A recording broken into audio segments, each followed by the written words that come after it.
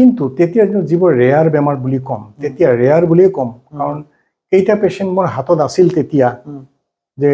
হাই blood প্ৰেছাৰৰ patient মোৰ হাতত কেইটা আছে মই আঙুলিৰ মত হিচাপ কৰি ক'ব পাৰিম যে ইমানটা মোৰ হাতত হাই ব্লাড প্ৰেছাৰৰ পেচেণ্ট আছে এইকেইটা বেছিভাগে মই নামো জানো হয়তো হাৰ্টৰ বেমাৰী মোৰ হাতত এইকেইটা আছে মই এইকেইটাৰ হয়তো নামো জানো আৰু ডায়েবেটিছ ইমানেই লিমিটেড আছিলে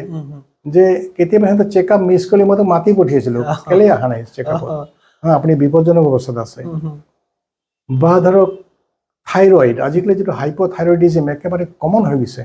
কমন ডিজিজৰ ভিতৰত পৰি গৈছে হাইপ'থাইৰয়ডিজম থাইৰয়েড এটা বিশেষ বেমাৰ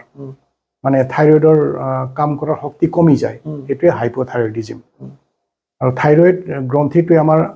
মানে দেহৰ বিভিন্ন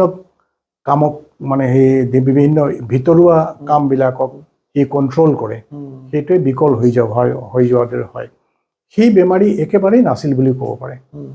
ইমানেই কম আছিল যে এটা দুটা তিনিটা চাৰিটা এই আৰু কিন্তু আজি এয়া কমন গতিকে আমাৰ তেতিয়াৰ কমন বেমাৰ আৰু আজিৰ কমন বেমাৰৰ মাজত ইমানেই পাৰ্থক্য যে সেই আকাশ পাতাল বুলি ক'ব লাগিব তেতিয়াৰ ব্যস্ততা আমাৰ বেলেগ ফালে আছিল আজিৰ ব্যস্ততা বেলেগ তেতিয়াৰ ব্যস্ততাৰ আমাৰ টেনশ্যন আছিল তথাপি বহুত কম আজিৰ ব্যস্ততাৰ মাজত আমাৰ টেনশ্যন বহুত বেছি কাৰণ আমি যিখিনি আমাৰ কমন ডিজিজ সেইখিনি ভয়ংকৰ বেমাৰ